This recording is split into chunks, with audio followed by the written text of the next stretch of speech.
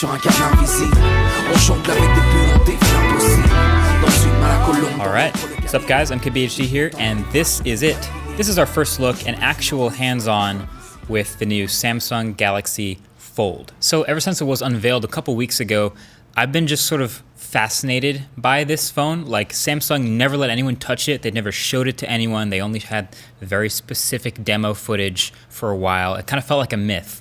But now, suddenly, I'm actually holding one. So the basic concept, in case you forgot, Galaxy Fold has one smaller outer screen and one large folding inner screen in a single device for $1,980. This is my very first impressions of the final phone that people paying this money will actually get. So right off the bat, this phone is chunky. So we kind of saw it coming with other folding phones like the Royale Flex Pi and even the Huawei Mate X, but it kind of has basically the feel of two small Samsung phones put back to back next to each other with a hinge in between. And it doesn't go all the way completely flat against each other when it's closed like a sandwich. Instead, they create this little angle, like a small triangle. And then the phone's shape, like this folded up, is just really tall and narrow. So it's got this like candy bar sort of feel, and it's pretty heavy as well. Now the screen on the front, as you might remember, is a 4.6-inch cover display.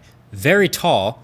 And then when you flip it open, you get a 7.3-inch OLED display that's nearly exactly 4:3, so pretty wide. Now I know a main question a lot of people will have about this is probably about the crease down in the middle where it folds. So to be perfectly clear, yes, you can see the crease, especially when you're just a little bit off axis or if you have a light wallpaper. And yes, you can even feel it when you run your finger over it. So it's not this perfectly, precisely flat, uninterrupted glass feel, but honestly, it gets pretty close. Like when you're looking at it straight on, you can easily forget about it. And it's, again, much better than that Royale Flex Pi I saw at CES, although I guess that wasn't a very high bar to clear. And also, I gotta say, the actual closing and unfolding movement of opening and closing it is extremely satisfying. I wish I brought my mic to this hands-on so you could actually hear the thunk sound that it makes when it closes. But there's some strong magnets in either half of the phone that open and close and connect it. It's so strong you could actually like pick up paper clips with the phone. But that opening and closing, that thunk it makes, I kind of love that. And the hinge, it just sort of snaps open to a full 180-degree flat position, and everywhere in between those two positions is pretty fluid to whatever angle you want, but it definitely feels like its springs are trying to pull itself closed. But yeah, opening and closing the phone is definitely a two-handed operation. I tried it with one hand, and of course I really didn't want to drop it, and I couldn't do it, so it's definitely going to be a two-handed process. I'm sure that's what we mostly expected. And actually that process can get kind of tricky sometimes with the interesting button layout. So there's a power button on the side of the phone where you'd probably expect it. There's also the volume rocker, and also a separate fingerprint reader for unlocking that doubles as a Bixby button. So it's actually incredibly easy to accidentally trigger Bixby, whether you're unlocking the phone or just trying to fold it or unfold it. I guess that's classic Samsung. Okay, a few other things I did notice. One, Samsung did technically just make a phone with a notch and no headphone jack. Kind of sad, I guess, but it actually does come with their new Galaxy Buds, their wireless headphones, so that's cool. And the notch on the inside screen, which holds two cameras and a bunch of other sensors, actually has this lip to it that's sort of raised up from the rest of the screen.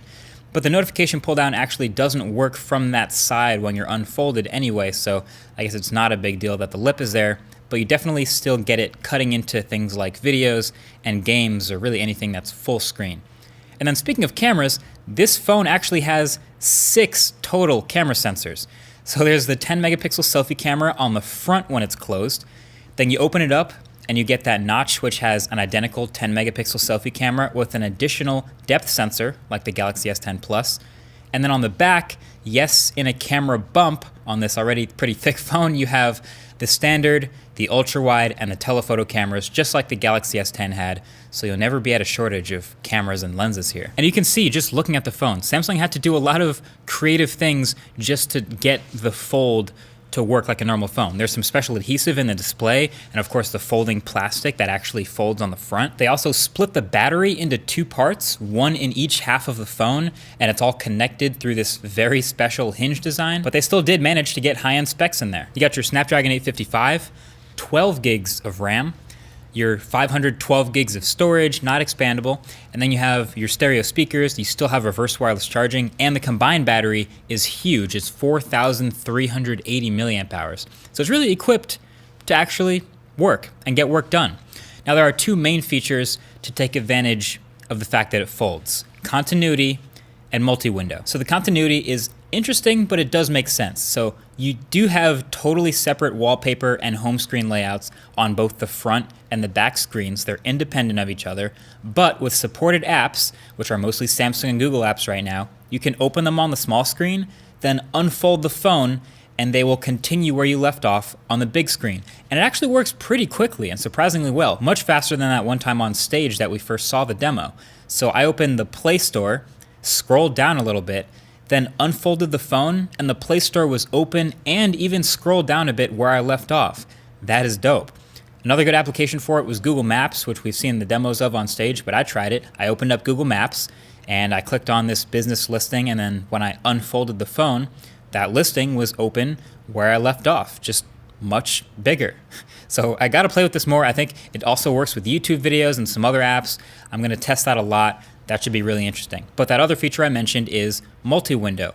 And I guess as you'd expect with a huge screen on the inside and 12 gigs of RAM and everything, you can easily have multiple apps open at once. You just have to swipe in from the right side and all the supporting apps will show up and you can have two apps side by side. And you can adjust the size of the window, the border between them and everything.